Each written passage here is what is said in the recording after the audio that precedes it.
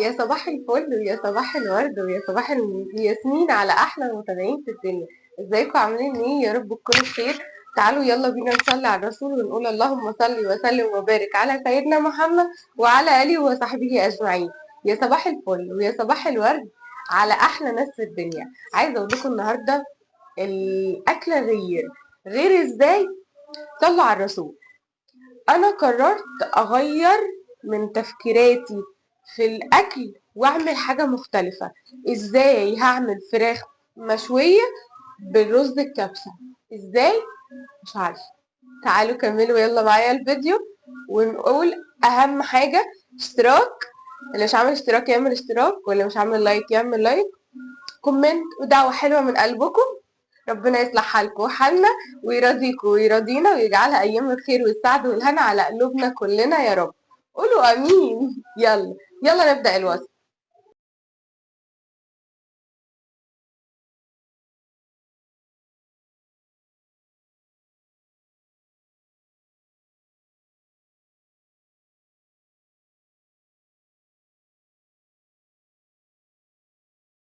هنكمل الفيديو علشان خاطر الصوت كان فاصل مننا، بس هنحاول نتصرف. تعالوا بينا انا هنا يلا نقول هحاول بسم افتكر انا الله. كنت بقول لكم معانا ايه. انا الفرخة، كنت نص بقول الفرخة ان القمر اهم ده. حاجه الفراخ تبقى علشان منقوعه نديها التتبيلة وكويسه. الصح لازم نعمل اللي انا هقولك وطبعا عليه انا حالا. كان عندي فرخه تعملي كامله كده، قسمتها نصين، ماشي. خدت ادي الورك مع واحد، الصدر زي ما انتوا ادي شايفين اتنين، كده. تلات وطبعا ايه، خطات هنعمل لها تتبيله صدر. خطيره خطيره تعالي خطيره. عند الورك، اهم حاجه لو لسه معايا هاتي لحد هنا اوعي الحتة اللي هي ما الدبوسة تنسيش دي، تحطي اللايك اعملي والاشتراك كده، عشان يوصلك اعملي كل كده. فيديوهاتنا. يا خلاص، ست اهم حاجة الكل اللي ايدك تنزل بتتفرجوا عليا، العضلات. الناس الحلوه، كده تعالي يلا اما اقولك كده انا ناويه اعمل كده ايه اهو وفكره زي ما انت ازاي. شايفة. يلا تعالي تعالي. نعمل في بصوا الجناح بقى، كل كده سنه وانتوا طيبين. كده. ربنا ثواني يجعلها ايام هظبط لكم الخير الكاميرا. والسعاده على قلوبكم يا رب. تمام كده وزي الفل. اكيد طبعا انتوا سامعين صوتي كويس عشان أنا ركبت المايك. خلاص، هنبدأ. الرقبة فتحات، اهم حاجة تحت الفرخة، ما بين الفرخة والجلد برضو نفس الكلام، نفتح فتحات. تمام. خلاص اهو زي الفل كده. افتحي فتحات في الفرخة، خلي الفرخة كلها تشرب التتبيلة وتبقى طعمها زي العسل. عايزه اقول لك بقى يا ست البنات ويا ست الكل اللي بتتفرج عليا، لو انت لسه مبتدئه في موضوع انك تعملي فراخ بالشكل ده، شكل القمر ده، لازم تظبطي تنضفي فرختك كويس جدا. تمام. ممكن تعملي كده كمان كده. اللهم صل عليك يا نبي، عليه افضل الصلاه والسلام. صلوا على الرسول يا جماعه. خليكم معايا ركزوا. الناس اللي لسه مبتدئه في حوار الشوي والفراخ، او انت لسه بنت صغيره وبتتعلمي الاكل والوصفات، نضفي الفرخه بتاعتك كويس جدا جدا بليمون، ورق لورا، وطماطميه حلوه، و... وشرايح برتقال لو في. الحاجات دي هتفرق معاكي قوي. بصي بقى، تعالي يلا نفتخر الفرخه دي على جنب. انا معايا هنا طماطميه مبشوره وبصلايه، ممكن اخد الميه بس وممكن اخد دول. تعالي بقى ايه دي اخر حاجه من تفريزات الثوم. مش مشكله مش مشكله. هناخد يجي ايه فصين 2 توم مهروسين كده. كل دول ممكن نضربهم مع بعض في الكبه. نركز شويه. ممكن نضرب كل دول في الكبه. تعالي بقى نحط معلقه خل، معلقه خل قمر كده، وهي بتنده عليا، على معلقه زيت زيتون او زيت قليه، او زيت اقصد عادي، زيت ذرة عادي. معلقه زيت حلوه، ممكن احط كمان. بحب قوي الريحه بتاعت الزيت الزيتون ده. ننزل بشويه فلفل اسود محترمين. تمام. الفلفل الاسود اللي جوه ده خشن، بس احنا ايه هناخد منه شويه. انزلي بشويه ملح، تظبطي الملح بتاعك عشان احنا مش هنحط ملح تاني. خلاص. شوية 7 بهارات، مفيش حطي بهارات فراخ، مفيش ولا أي مشكلة. انزلي بشوية كزبرة، مفيش برضو نستغنى عنها، خلي ملح وفلفل أسود بس. عندك زعتر حطي، ما عندكيش خلاص. الدنيا ما بتقفش على حد. ركزي معايا.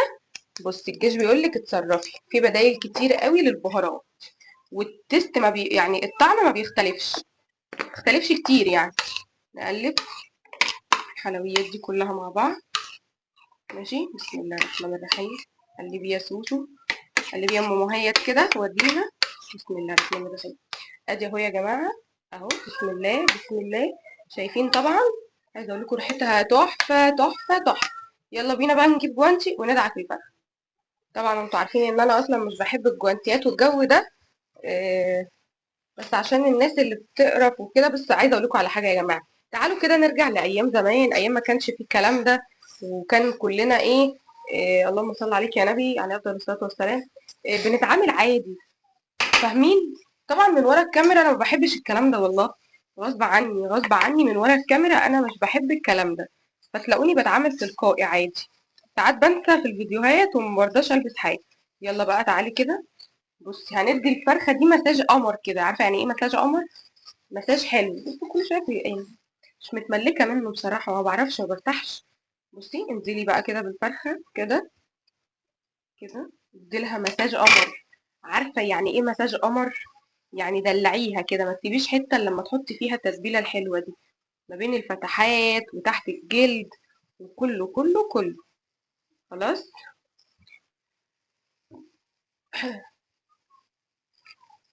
خلاص كده. ايوه كده، بصوا الجمال، بصوا الحلاوه، ما شاء الله ما شاء الله ما شاء الله بجد. بصوا فاتحه هنا اهي برضو اهي، مفيش صلصه عندي، عملت الطماطمايه المبشوره دي، مش مشكله بقى. يلا بصوا كده يا صورة كده، شفتوا القروبة عملت ايه؟ شفتوا؟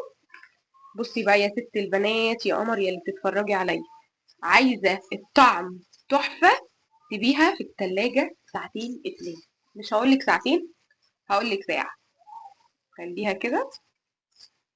عايزة اقولك بقى على تركاية، انا عايزة لونها يبقى حرش كده، لونها جامد، مصفر على محمر على حاجات غريبة كده. هنقلع بس ده عشان نعرف نجيب حاجتنا. تعالي هنقلع ده. تعالي هنا، نجيب شوية كركم على كاري، شوية كركم على كاري. عندك لون زعفران حطيه، ما عندكش خلاص. تمام اهو كده. لسه بصوا الجمال، انا نفسي اوريكم المنظر. بصوا الحلاوة، بصوا الشكل، بصوا الشكل. بصوا شكلها وريحتها رهيبة رهيبة رهيبة، جميلة. ندخلي دي طبعا يا جماعة على حسب الأنفار اللي انتوا هتعملوهم. أنا خدت بصلاية وطماطماية، ماشي. انتوا ممكن بقى على حسب الكمية، هتبقى مثلا نص كيلو بصل، نص كيلو طماطم، إيه شوية توم حلوين، ماشي. خلاص اهو كده كده جمال كده. ندلع الفرخية القمر دي، خلاص كل حتة كده. تمام. ثواني هغسل ايدي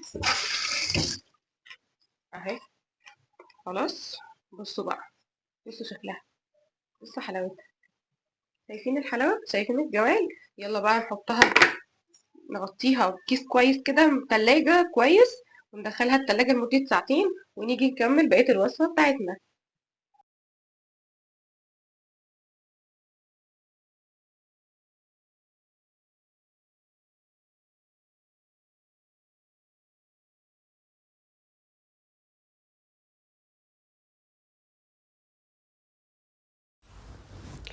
تعالي بقى بعد ما حطيتها ساعة في التلاجة طلعتها.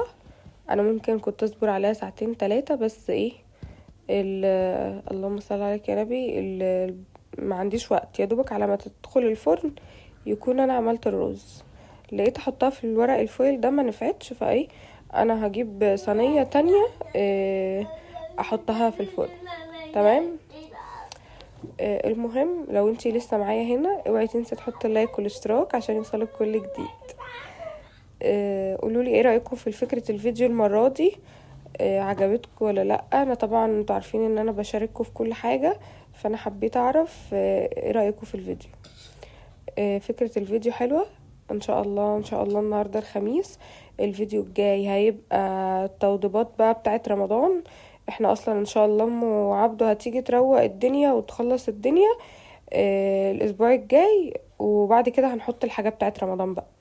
احنا بنستغل الفرصة اليومين دول، يعني بشيل الحاجات اللي ملهاش لازمة عندي، بغسلها وعينها، والحاجات بتاعت رمضان هي اللي هتطلع. ان شاء الله هنعمل لكم البوكس بتاع رمضان بالليل، او بكره ان شاء الله يوم الجمعه هنعمل لكم بوكس رمضاني تحفه، هيبقى فيه كل الحاجات بتاعه رمضان. هنوريكم الحاجه انا ومهيد احنا الاتنين، الحاجات اللي احنا اشتريناها والحاجات اللي كانت عندنا السنه اللي فاتت واللي قبلها. طبعا يا جماعه لو انتم مقدرتكم ان انتم ما تجيبوش حاجه بس عندكم حاجه السنه اللي فاتت طلعوها وحطوها، وان شاء الله في اخر رمضان شيلوها وعينوها وحافظوا عليها للسنه اللي بعدها.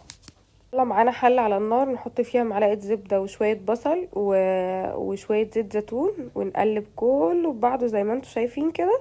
انا حبيت اوريكم الحلة اللي هنعمل فيها الرز الكبسة. ممكن يا جماعة لو احنا عندنا الفراخ عايزين نعملها نحطها في الرز، شوحيها بعد ما البصل ياخد لون شوحيها معاه، وحطي البهارات اللي هي لومي وقرفة وورق لورا وحبهان وقرنفل وايه تاني بس، والكبابة الصيني. بصي كل البهارات الناشفة اللي انت بتحبي تحطيها. قلبي بقى كله، خلي الميكس ياخد كله من بعضه كده ويبقى الطعم في حتة 13 خالص. قلبي تقليبة حلوة. البصل مش هياخد لون قوي يا جماعة، مش زي ما بنعمله رز الصيادية. هننزل عليه بكوبايتين 2 رز. انا بعمل كوبايتين ليه؟ يا دوبك على قد انا ومهيد كوبايتين بالنسبة لي حلو. شوحي الرز تشويحة حلوة عشان يديكي الفلفلة القمر، وانزلي عليه بشوية بهارات كبسة وشوية فلفل اسود. ما عندكيش بهارات كبسة انزلي ب7 بهارات. خلاص. اظبطي الملح بتاعك بقى، وخلي بالك ان البهارات الكبسة بيبقى فيها ملح، حاولي تظبطي الدنيا. كنت مسجله لكم كل ده في الصوت، بس والله العظيم ما اكتشفت بعد كده ان هو فاصل. يلا كله خير خير. هنشوح الرز تشويحه حلوه وهنحط له ميه سخنه ونهدى عليه. اول ما يبدا يشرب الميه نهدى عليه ونسيبه. طبعا الفراخ احنا غطيناها بورقه فويل وحطيناها في في البوتاجاز، بس يا هي في البوتاجاز. واول ما تبدا انها تستوي هنطلعها شوايه. الرز اصبح جاهز بصوا بقى يا معانا. جماعه، نصيحه مني، عليه عايزه الزبيب. الفراخ نقلب تتشوي قلب معاكي قلب شويه قلب حلوه. حاولي تطلعيها على ماله البوتاجاز الاول او براحته فظيع. تديها غلوه وبعد كده كملي.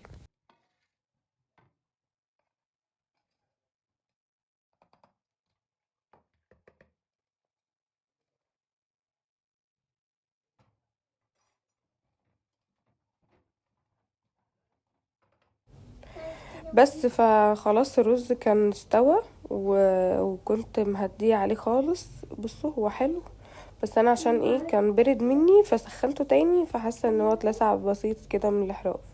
مش لسع يعني حرق، لا لزق شويه في الحله، بس هيطلع متقلقوش. المهم اللهم صل عليك يا نبي. نشيل بقى اللومي والحاجات اللي محطوطه دي كلها ونشيلهم خالص، عشان ما ممكن الناس تتضايق منه. لو انت هتعملي حاجه زي دي في عزومه فبلاش، يعني ورق اللورا والحاجات اللي زي دي شيليها. تمام. خصوصا الحبهان، دايما بالحبهان ده بيجي تحت ضرس ابو مهيد وهو بياكل، معرفش بقى يعني اللي هو حتى لو انت شلتيه ممكن تلاقي واحده غصب عنك كده غطسانه في الرز وتيجي تطلع من حظه هو. هتعملي ايه بقى؟ عايزه اقولك الرز تحفه، جميل جدا، ريحته حلوه قوي، الطريقه حلوه. لو كان في فلفل الوان كنت حطيت فلفل الوان، بس انا حبيت الموضوع كده، وخصوصا ان انا لسه ما جبتش حاجه رمضان اللي هي فلفل الوان. الحاجات بتاعه التلاجة بقى ان شاء الله هننزل نجيبها سوا مع بعض في الفيديوهات الجايه ونجهز حاجتنا. وطبعا انتوا عارفين ان مفيش فيديو يعدي من غير ما انتوا موجودين فيه، عشان انا عارفه ان انتوا بتحبوني جدا وبتشجعوني وتدعموني. يلا شوفوا الشوكة على خير. ربنا يصلح حالكم ويرضيكم ويجعل لكم رزق يتعجب له أهل السماء وأهل الأرض. قولوا أمين. اللهم أمين. يلا باي باي.